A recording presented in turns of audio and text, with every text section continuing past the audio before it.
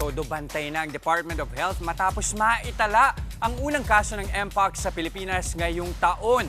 Kinumpirma ng DOH ang kaso ng Mpox sa isang 33-year-old na lalaking wala namang record ng pagbiyahe abroad.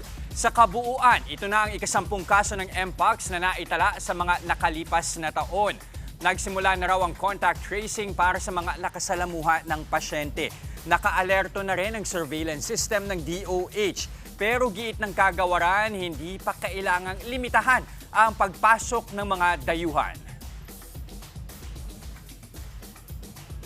At para alamin pa kung ano ang Mpox at paano may iwasan ito, kasama natin ang infectious disease specialist, Dr. Carl Evans Henson. Good morning, Dr. Henson. Welcome po dito sa Good Morning, kapatid. Chicky and Jester. Yes, Dr. Henson, itong unang tanong, I'm sure marami mga nanay nagtataka din dahil ang alam natin, chickenpox, smallpox, iba po ba ang Mpox? Magkaiba. Iba ang chickenpox sa Mpox, no? Mpox, kapamilya niya yung smallpox na na-eradicate na in the 1980s, no?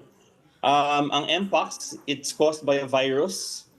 Nagkukos siya ng mga butlig sa katawan, lagnat, pananakit ng katawan, pero iba yung itsura ng butlig ng Mpox sa bulutong. Magkaiba siya. Ang Mpox pwedeng magkaroon ng nana, no, yung pustules ang technical term. Ang bulutong usually clear lang yung fluid dun sa loob. Tsaka maliliit yung bulutong sa Mpox, magkaiba. Opo. Pero eto, Doc, kasi yung Mpox hindi na siya bago. In fact, muli lang na balik sa kamalayan natin a few years back nung medyo nagkaroon din ng global warning itong WHO. Pero ilang dekada na rin pala itong sakit na ito. Paano nga ba talaga nakukuha itong Mpox? Correct. Actually, matagal na talaga siya. Endemic siya sa Africa, sa Central tsaka sa West Africa. And naging issue lang siya na-recognize natin noong 2022 kasi lumabas siya out of Africa, no? And as we probably already know, maraming naging kaso sa Europe. Dito sa atin, until last year, may 9 cases. Ang Mpox, or yung dati ang tawag sa kanya monkeypox, no? Ang pinakakaraniwan na mode of transmission niya, skin-to-skin contact. So close contact yan in someone na merong skin lesions, no? So rubbing of skin to skin, yung secretions ng isang infected person actually pwede rin makahawa, no? So kung naubuhan ka ng someone with Mpox, pwede rin yun. So exposure to body secretions, pwede rin na you come into contact dun sa isang tela or a surface na na-contaminate ng isang may sakit ng Mpox. And then finally, mother to child is also possible, no? So pag yung ina nagkaroon ng Mpox, yung baby niya pwede rin magkaroon ng Mpox. So relatively mas madali ito kasi nakikita mo, no, Doc? Pero Pwede rin ba, Doc, yung halimbawa, nabanggit mo yung tele, pwede rin halimbawa mga kubyertos kung nag-share kayo ng gamit?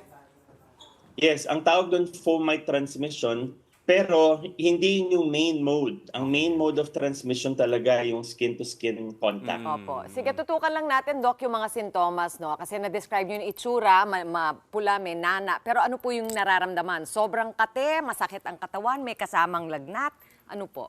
Right. So, importante yung malaman natin both yung incubation period tsaka yung tagal ng sintomas, no? After exposure to someone with Mpox, pwede kang magkaroon ng sintomas kung nahawak ka between 5 days to as long as 3 weeks.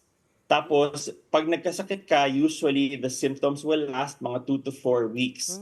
Ang mga sintomas pwede magsimula siya sa lagnat, pananakit ng ulo, pananakit ng katawan, pwede kang magkaroon ng mga namamaga or malaking kulani, no? Chills or yung para kang nangangatog, usually yan susundan niya ng lagnat. Tapos yung feeling na para kang pagod na matinding pagkapagod, pananakit ng lalamunan, pwede kang magkaubo, lalo na kung meron kang lesion sa loob ng bibig. And then, lalabas na nga yung pantal, no? O yung pimples o yung butlig, no? Na nagkakaroon ng fluid inside. Ngayon, usually nagsisimula yon sa mukha, tapos kumakalat sa dibdib, sa loob ng bibig, sa kamay, sa paa, tapos sa genital area. Okay, Doc, ang tanong ngayon, halimbawa, nakikita mo na unti-unti, merong mga onset na mga ilan sa mga sintomas na nabanggit mo. Ano ba ang dapat gawin? Kailan dapat isipin na, teka, kailangan ko na bang magpakonsulta kung sakali? We don't have, dito sa Pilipinas, no, we don't really have a lot of clinical experience with it. 9 cases lang last year. Pero meron tayong mga confirmatory tests that are done in government hospitals. I believe meron sa RITM tsaka sa San Lazaro. So ang importante kapag meron silang suspicion ng Mpox, especially those with the risk factors. Kasi meron pa rin namang bulutong ngayon, no? Hindi naman lahat Mpox yan. Kailangan ma-test sila. So ibig sabihin, kailangan sila magpunta sa pinakamalapit na klinika or ospital para ma-evaluate ng doktor. And then the doctor, meron kaming proseso on how to send specimens to the government hospitals for confirmation. Sige po, Doc, last question kasi nababalitaan na meron nakapasok na isang kaso dito. I-manage lang po natin ang mga ekspektasyon o kung ano ba ang dapat isipin ng mga manonood. Tayo ba ay dapat mabahala? What kind of ano po dapat ang ating response dito sa mga balitang pumasok na ng Mpox? I think sa lahat ng tanong nyo, yun ang pinaka-importante, no? It really is important na i-manage natin yung panic. Dapat hindi tayo mag-panic. Isang kaso pa lang po ito, although one case means baka magkaroon pa ng mas marami. Ang DOH is, ang alam ko, working in close coordination with the WHO. Ang WHO nag-declare na po na this is a public health emergency of international concern. Pero hindi po ito kasing lala ng COVID. Ang COVID po kasi airborne, madaling ipasa. Mas mahirap po ipasa ito. Contact, talagang skin-to-skin contact ang main mode of transmission. So kung po kayo ay, for example, pupunta sa isang masikip na, yung lugar na maraming tao, masikip, and mainam po na magsuot ng long-sleeved shirt and pants. Tapos mas maganda na mag-mask, no? Kasi hindi natin alam kung sino ang meron, sino ang wala. Maaaring may sintomas na pero hindi pa rin nag-isolate. Tapos importante rin po yung pag-sanitize ng kamay, no? So kabisado natin to. Hand hygiene, alcohol-based hand rub or soap and water.